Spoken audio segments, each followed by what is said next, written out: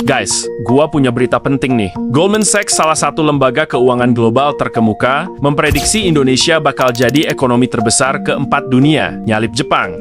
Kalian pasti mikir, serius nih, masa Indonesia bisa ngelewatin Jepang yang dari dulu udah super maju?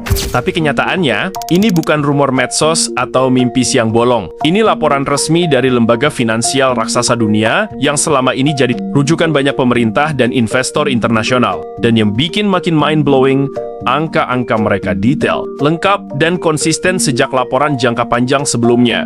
Goldman Sachs, lewat laporan besar mereka berjudul The Path to 2075, ngasih gambaran bahwa struktur ekonomi dunia bakal berubah total beberapa dekade ke depan. Dan Indonesia bukan cuma ikut-ikutan naik, tapi jadi salah satu pemain inti. Mereka memproyeksikan bahwa di tahun 2050 dan 2075, Indonesia berpotensi ada di posisi keempat ekonomi terbesar dunia, berada tepat di belakang China, India, dan Amerika Serikat. Iya, posisi 4 besar dunia, melampaui Jepang, Jerman, Inggris, dan Prancis. Negara-negara yang selama puluhan tahun dianggap mustahil dikejar. Kalian mungkin mulai nanya, kok bisa? Apa faktor paling besar? Jawaban sebenarnya sederhana, tapi efeknya luar biasa. Demografi dan produktivitas. Indonesia punya populasi raksasa yang masih terus bertumbuh dan usia produktif yang panjang. Sementara Jepang menghadapi hal sebaliknya. Populasi mereka menua cepat, menyusut, dan bikin struktur ekonomi makin rapuh. Indonesia lagi naik daun, Jepang lagi kehilangan tenaga. Makanya, di video ini gue bakal ceritain dengan bahasa paling gampang dan mengalir kenapa Goldman Sachs berani bikin prediksi sebesar itu, gimana posisi Indonesia sekarang, kenapa Jepang melambat, dan apa yang harus Indonesia lakukan supaya prediksi ini beneran kejadian. Siap, yuk kita mulai perjalanan ke masa depan.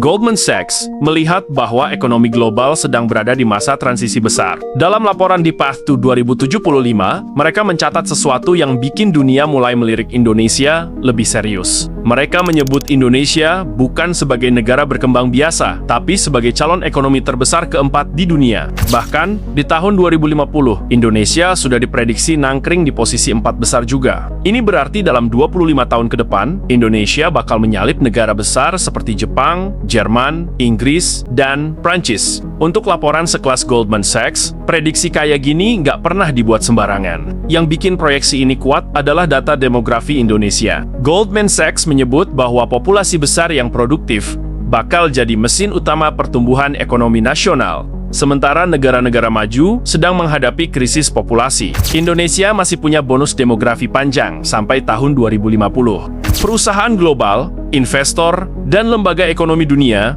udah melihat hal ini sebagai bahan bakar masa depan Indonesia. Dan tren ini sudah kelihatan di tahun 2025 dengan investasi asing yang makin deras masuk ke sektor manufaktur, energi hijau, dan mineral strategis. Goldman Sachs juga memasukkan angka realistis soal estimasi GDP. Mereka memprediksi bahwa GDP Indonesia bisa mencapai lebih dari 6,3 triliun dolar pada 2040. Dan naik ke 13,7 triliun dolar di tahun 2075 dalam ukuran real.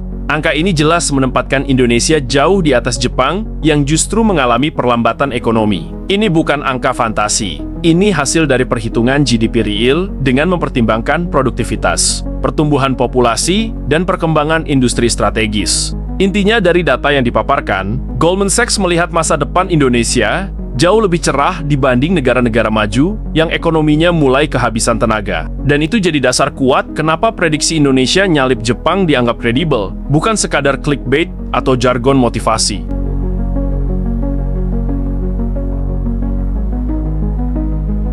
Jepang itu dulu raksasa ekonomi yang mendominasi Asia, tapi sekarang mereka lagi menghadapi masalah terbesar mereka sepanjang sejarah, populasi yang menua dan menyusut. Tahun 2024 dan 2025, Jepang mencatat angka kelahiran terendah dalam sejarah modern mereka. Jumlah penduduk usia produktif turun drastis, sementara jumlah lansia terus naik. Ini bikin biaya sosial membengkak dan tenaga kerja kurang. Ekonomi Jepang secara struktur benar-benar berat untuk tumbuh cepat. Selain itu, Jepang terjebak dalam siklus stagnasi lebih dari 20 tahun. Sejak gelembung ekonomi mereka pecah di akhir 80-an, pertumbuhan mereka nggak pernah bisa balik ke masa kejayaan. perusahaan. Bank of Japan udah coba kebijakan ultra longgar selama puluhan tahun. Tapi yang terjadi justru yen melemah, daya beli turun, dan konsumsi domestik makin lemah. Banyak ekonom menyebut Jepang masuk ke dekade hilang jilid 2. Industri yang dulu jadi kebanggaan Jepang juga ikut melambat.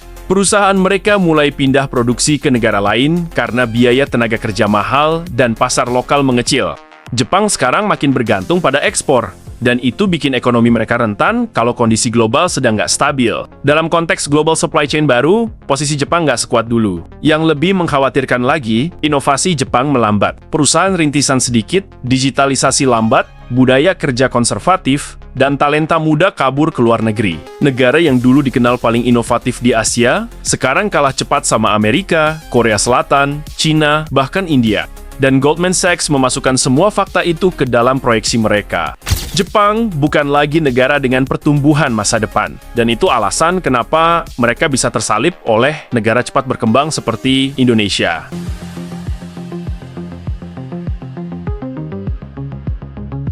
Indonesia sekarang ada di posisi yang sangat strategis. Populasi besar dan mayoritas muda bikin tenaga kerja kuat dan pasar domestik besar. Inilah fondasi utama yang dilihat Goldman Sachs. Selama banyak negara maju kelimpungan cari tenaga kerja, Indonesia justru punya persediaan berlimpah. Tahun 2025 aja, Indonesia masuk negara dengan middle class tumbuh paling cepat di Asia Tenggara. Indonesia juga punya kartu S lainnya, yaitu sumber daya alam strategis yang sangat penting di era kendaraan listrik dan transisi energi. Nikel, bauksit, tembaga. Ini semua jadi rebutan negara besar. Kebijakan hilirisasi Indonesia sejak 2020 bikin banyak perusahaan Cina, Korea, dan Eropa bangun pabrik smelter dan baterai di sini.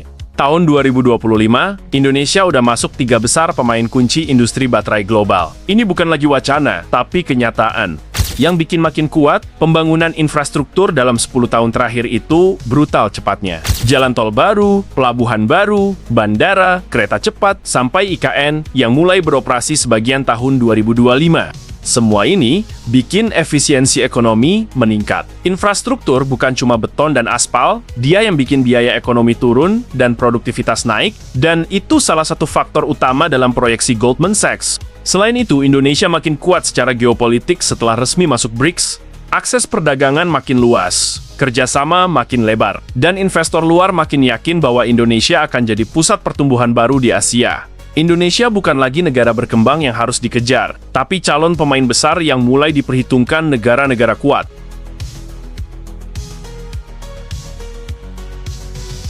Walaupun prediksinya keren banget, Goldman Sachs juga ngasih catatan penting.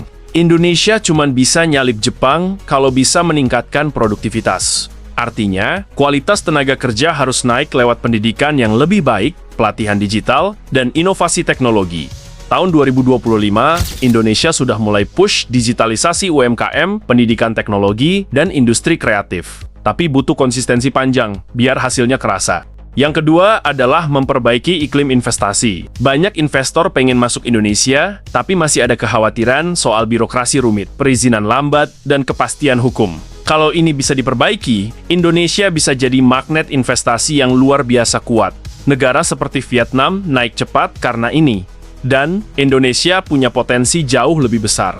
Indonesia juga harus terus bangun sumber daya manusia yang kompeten. Jepang dulu jadi raksasa dunia karena manusianya terdidik dan produktif. Indonesia harus dorong riset, inovasi, universitas, dan industri teknologi supaya bisa ngisi posisi global yang lebih besar. Tanpa sumber daya manusia berkualitas, GDP besar hanya jadi angka tanpa kekuatan nyata.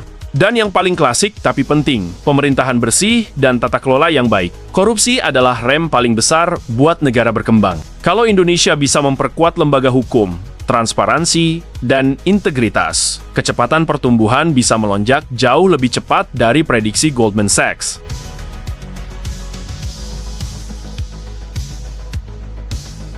Kalau Indonesia beneran jadi ekonomi terbesar keempat dunia, dampaknya bakal luar biasa. Bukan berarti rakyat Indonesia langsung lebih kaya dari rakyat Jepang per orang, karena GDP per kapita Jepang tetap lebih tinggi. Tapi ukuran ekonomi total Indonesia bakal jauh lebih besar. Itu artinya, pengaruh politik global meningkat, daya tawar internasional makin kuat, dan perusahaan Indonesia bisa berkembang jadi raksasa global. Ini juga artinya Indonesia bakal jadi pusat gravitasi ekonomi di Asia Tenggara dan salah satu negara paling penting di Asia. Negara kayak Jepang, Korea, Cina, India, bahkan Amerika Serikat akan semakin melihat Indonesia sebagai partner strategis. Tapi penting buat diingat bahwa prediksi bukan jaminan. Semua bisa kejadian kalau Indonesia konsisten, fokus, dan nggak tergelincir oleh masalah internal. Negara besar lahir karena kerja keras, bukan hanya karena potensi. Ini tugas panjang yang harus jalan terus, siapapun pemimpin negaranya. Namun tetap aja, kita punya alasan besar buat optimis. Data Goldman Sachs menunjukkan bahwa masa depan Indonesia cerah. Dengan populasi produktif, sumber daya melimpah, infrastruktur yang terus dibangun, dan perhatian dunia yang makin besar. Indonesia punya peluang terbaik dalam sejarahnya untuk naik tangga ke puncak ekonomi dunia, bahkan melampaui Jepang.